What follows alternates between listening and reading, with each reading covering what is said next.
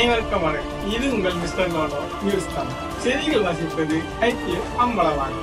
இன்றைய முக்கிய செய்தி: குற்றத்தில் குளித்துக் கொண்டிருந்த 2 எருமையின் ஜட்டிகளை காணவில்லை என்று எருமையின் தந்தை சூர்யா காவல் நிலையத்தில் புகார் அளித்தனர்.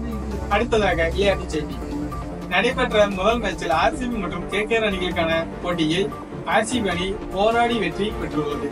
ஆனால் ஈசல கப் நமது என்று வெறும் வாய் சொல்லை மறந்து போட்டியில் களமிறங்கி நல்ல காட்டு என்று காட்டி இந்த முறையாவது கப்பை அடிப்பார்கள் என்று உறுதியாக நம்புகிறார்கள் ஆர்சிபி அணியின் ரசிகர்கள்.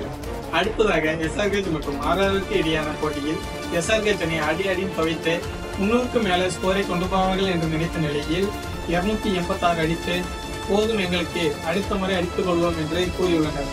ஆர்ஆர் அணி இதுக்கு மேல் ஐபிஎல்லில் அடுத்த சீசனில் இருந்து நாங்க கலந்து கொள்ள மாட்டோம் என்று உறுதியாக கூறியுள்ளனர். அடுத்ததாக நமது பிரதேசம் சொல்லிய அனைத்து அணிகளும் வெற்றி பெற்ற காரணத்தால் முகம் தெரியாத மாஸ்க்மேன் ஒருவரால் தாக்கப்பட்டு ஏரியூர் காந்தி மருத்துவமனையில் அனுமதிக்கப்பட்டுள்ளார். அவரை காண பொதுமக்கள் அனைவரும் ஏராளமாக கூடியதால் ஏரியூரில் டிராபிக் ஜாம் அதிகரித்துள்ளதாக நியூஸ் ரிப்போர்ட்டில் பதிவாகியுள்ளது. அடுத்ததாக எஸ்ஆர்ஹெச் மற்றும் எல்எஸ்ஜி அணிகளுக்கு இடையிலான போட்டியில் எஸ்ஆர்ஹெச் அணி எல்எஸ்ஜியை விட அதிக பலத்துடன் இருந்தாலும் ரிஷப் பந்தின் கூத்தும் குமாலும் எல்எஸ்ஜியை வெற்றி பெற செய்யும் என்று நம்புகிறேன்.